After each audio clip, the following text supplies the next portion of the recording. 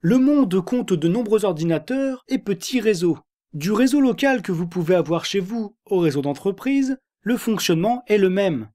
Des ordinateurs sont reliés directement les uns aux autres et ça leur permet de communiquer entre eux. Mais comment faire pour connecter les ordinateurs au niveau mondial? Pour faire communiquer deux ordinateurs, il faut un lien physique. Évidemment, il y a trop d'ordinateurs dans le monde pour tous les relier directement entre eux. On va donc connecter plusieurs ordinateurs et petits réseaux sur des ordinateurs intermédiaires appelés routeurs et installer des câbles dans l'océan et sous terre pour relier ces routeurs au niveau mondial. En interconnectant tous ces réseaux, on obtient alors Internet. La connexion physique étant faite, le problème est maintenant d'envoyer un message au bon destinataire. Pour cela, on a défini une série de protocoles appelés Internet Protocol, IP. Pour Internet, les ordinateurs sont identifiables par leur adresse IP.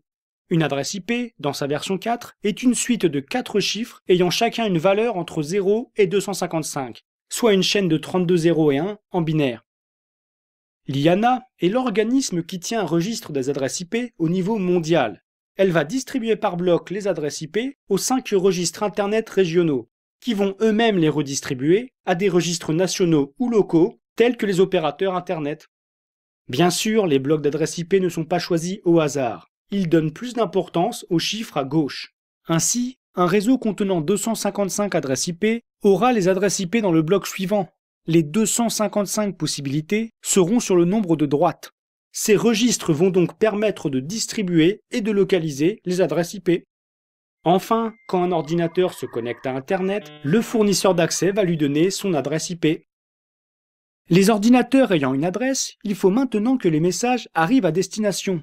Quand un ordinateur envoie un message, il l'envoie dans un ou plusieurs paquets. Ces paquets contiennent donc le message, l'adresse IP de l'envoyeur et l'adresse IP du destinataire. Le message est envoyé au premier routeur qui va choisir à quel routeur suivant il faut retransmettre le message pour atteindre le destinataire. Pour faire ce choix, les routeurs ont une table de routage qui associe des adresses IP ou des blocs d'adresses IP à la sortie, c'est-à-dire le câble, où retransmettre le message. Les adresses IP se lisant de gauche à droite, il suffit de comparer en binaire l'adresse du destinataire avec celle dans la table de routage, en comparant à partir de la gauche. Le routeur retransmet alors le message à la sortie qui correspond le plus au destinataire. En faisant tout ça à chaque routeur, le message va enfin atteindre le destinataire. On peut faire un parallèle avec le système postal. Pour un courrier à destination de la France, la poste canadienne ne regardera qu'une seule ligne, le nom du pays, le nom de rue et le numéro n'ayant aucune importance à ce niveau. C'est un peu comme la lecture de gauche à droite des adresses IP. Le courrier sera alors mis dans un avion pour la France, et la poste française regardera un peu plus loin dans l'adresse pour l'envoyer au bon département. Là, ils vont l'envoyer à la bonne ville, et enfin le facteur remettra le courrier à la bonne adresse. La différence est que les adresses IP ont une taille fixe et qu'elles sont faites de 0 et de 1.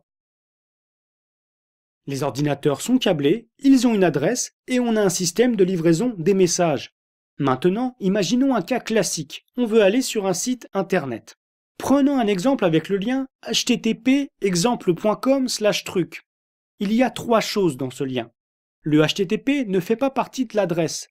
C'est juste le protocole pour demander des documents ou des pages web. Ça formatera le message à envoyer pour demander d'obtenir la page exemple.com/truc. Si on avait eu HTTPS à la place, ça demanderait aussi des informations pour crypter l'échange de messages. Maintenant, regardons le nom du site web, exemple.com. Pour envoyer un message à ce site web, il faut d'abord connaître l'adresse IP de l'ordinateur qui l'héberge. Pour ça, il existe un système d'annuaires, les DNS. L'ordinateur envoie d'abord un message à l'annuaire pour connaître l'adresse IP de exemple.com, qui répondra avec l'adresse IP voulue. La dernière partie, /truc, correspond à une page. Le site web va l'interpréter comme il le veut pour retrouver la page internet correspondante. Au final, faire http exemple.com/truc revient à faire une requête DNS, puis une requête HTTP qui envoie un message à l'adresse récupérée précédemment, pour demander d'afficher la page /truc du site exemple.com. Et enfin, le site web va répondre en envoyant la page correspondante.